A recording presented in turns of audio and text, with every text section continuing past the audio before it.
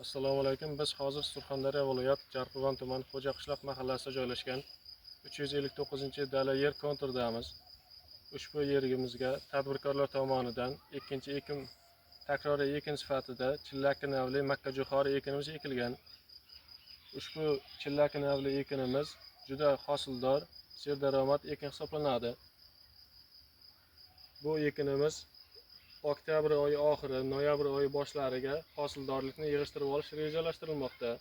Tadbirkorlarimiz tomonidan olingan hosil ichki va tashqi bozorga yetkazib berish rejalashtirilgan.